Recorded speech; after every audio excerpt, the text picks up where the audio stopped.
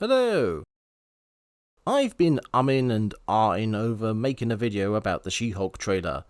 So many people on the interwebs have complained about the trailer, and I think their complaints are unwarranted. But I also wasn't exactly motivated enough to make an entire video on the subject. I've got plenty of other ideas for videos I'm more enthused about, plus I'm a natural procrastinator. Then the YouTuber Longbone reacted to the trailer, and suddenly I feel motivated. So let's see what she has to say. Who's gonna protect the world if not people like you? I'm Jennifer Walters. I'm a lawyer. I have great friends. Can we get some shots, please? It's an emergency.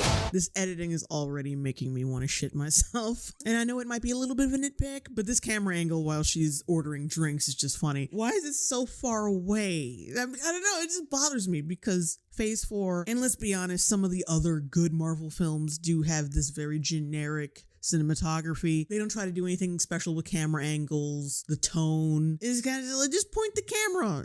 Does it make sense to be this far away? No, but you know, the camera works. It's on. It's showing people. So technically we're doing a good job. In terms of editing, the trailer isn't that much different from almost anything else. There are cuts to match the music, and the frequency of cuts increases as the trailer goes on. Same old, same old. As for the comments on the camera angles, the best response I can think of is citation needed. This specific camera angle, you know this is a standard shot, right?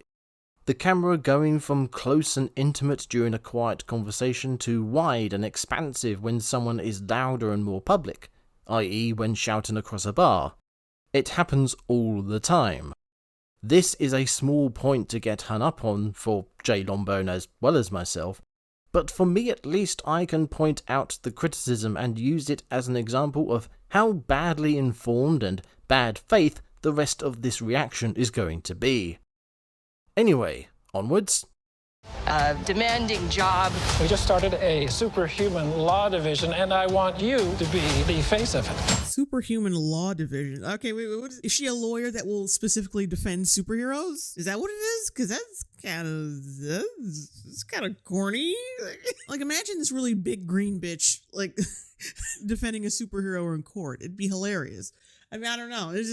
I mean, aren't there any other lawyers who wouldn't jump to the chance to defend someone like Iron Man or the Hulk? Or like, why do we need a specific type of lawyer? Aren't there other lawyers? They said a law division. A division in a business or the military or, yes, a law firm can have as many people in them as required.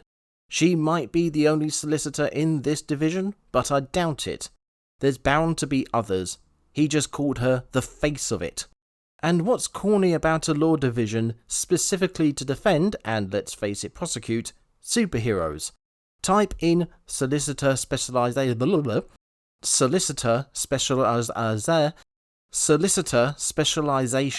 that'll do, into Google and you'll get plenty of them.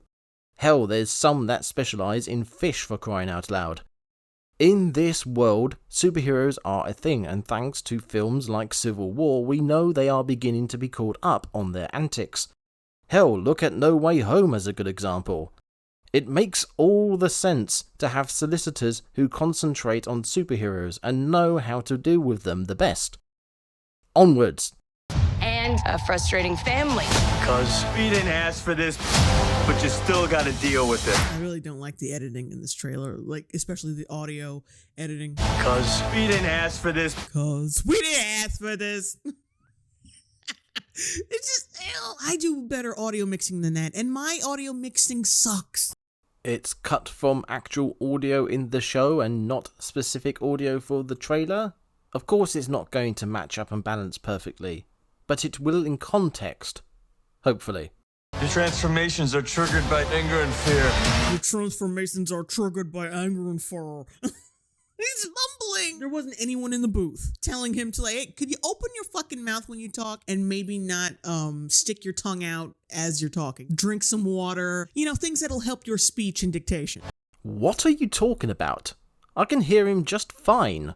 The trailer music is a bit loud over the top of him, but that's about it. You might have a hearing problem, love. Transformations are triggered by anger and fear.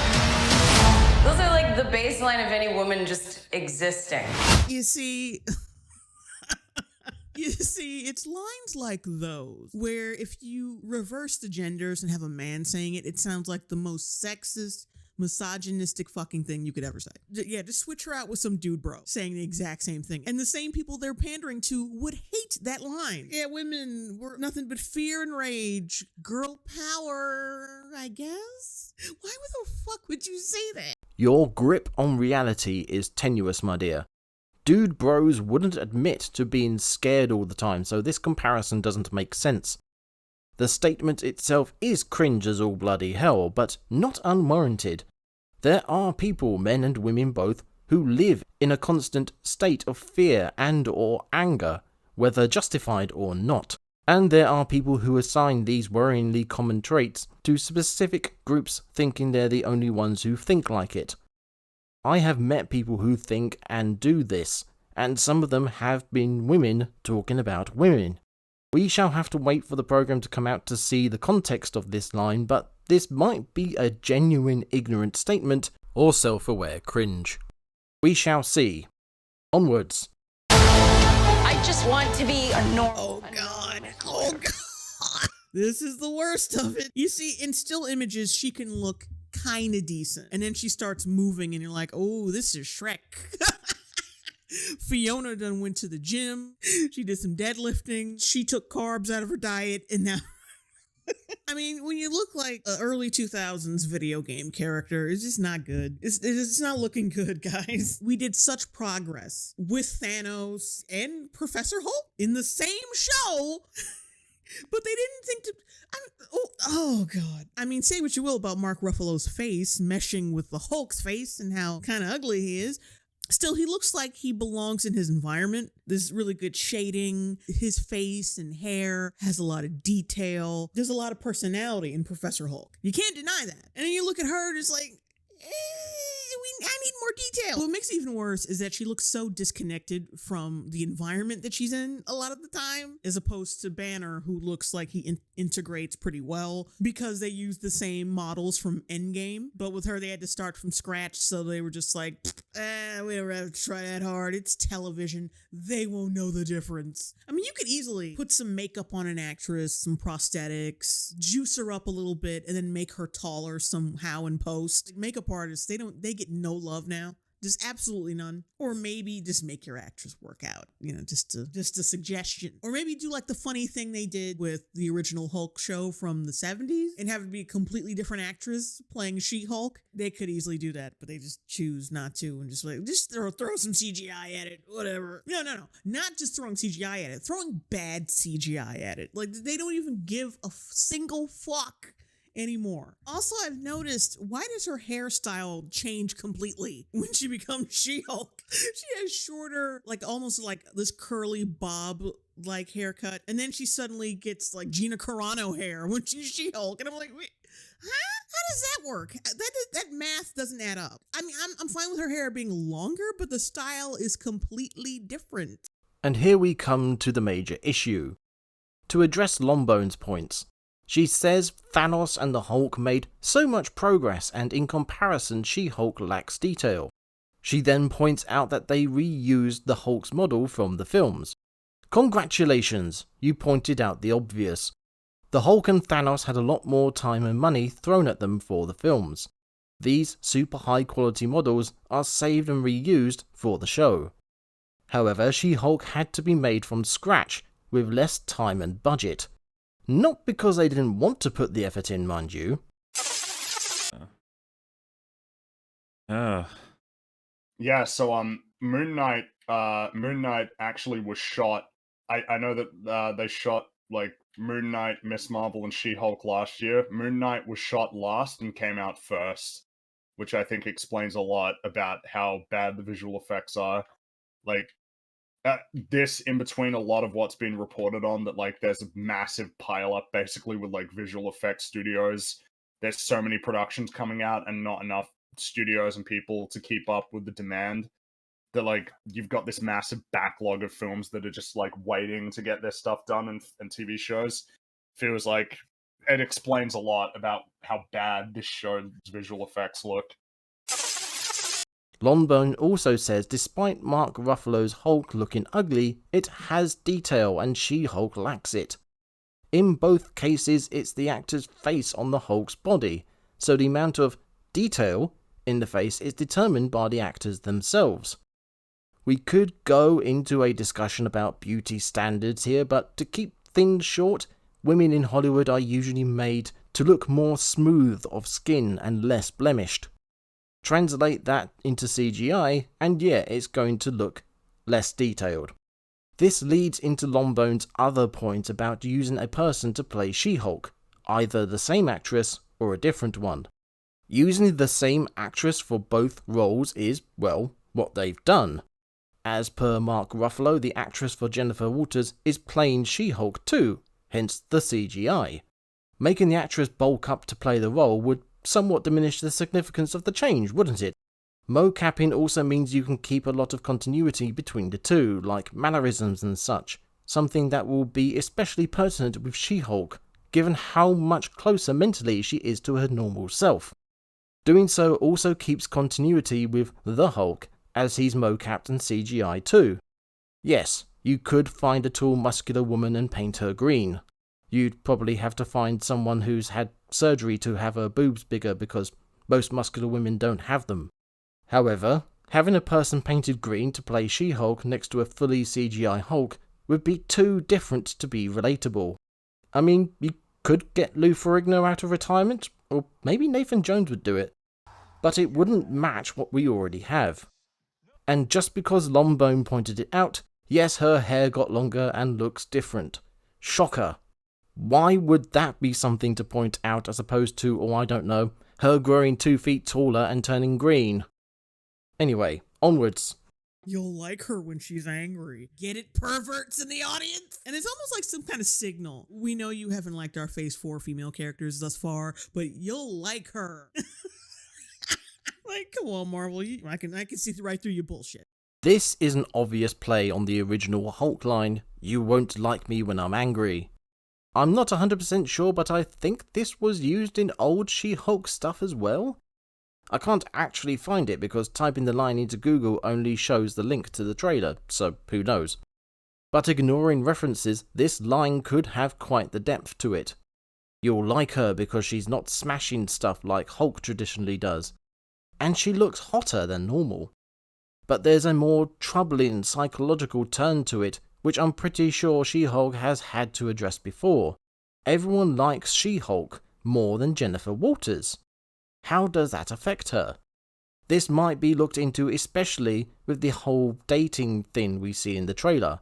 But sure, maybe there's nothing more to this than pandering. Onward. You could be an Avenger. Oh, I'm not a superhero. That is for billionaires and narcissists and adult orphans for some reason. Yeah, the narcissist who had to make the really tough decision of letting half of the population be snapped out of existence, even at the risk of themselves being snapped out of existence, like just so they could later salvage the rest of humanity. Being selfless and risking their own lives for others. That sounds very narcissistic. That statement is just so shitty. Oh, really? Maybe you shouldn't be a fucking superhero. I'm not gonna become a superhero. That's for narcissists. And I mean, why would I, a lawyer, someone specifically getting into a job where I can potentially help people, why would I get into another job where I can potentially help people with my newfound powers? Like, why? Why? Why? That's not logical. Textbook narcissism. Agreed? Yeah, apparently I'm volatile, self-obsessed, don't play well with others. That I did know. Genius, billionaire, playboy, philanthropist.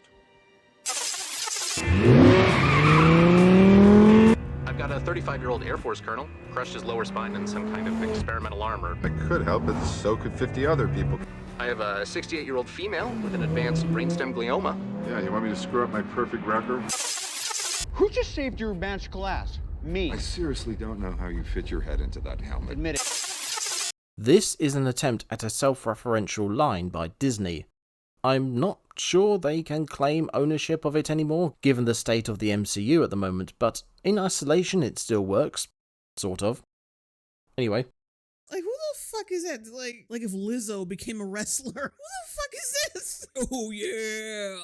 Considering she looks like she's just walked through this wall, she might be a villain in costume, so yeah, she might look funny. Also, you're going on about her, but you're not going to say anything about Frinny over here? No? Okay.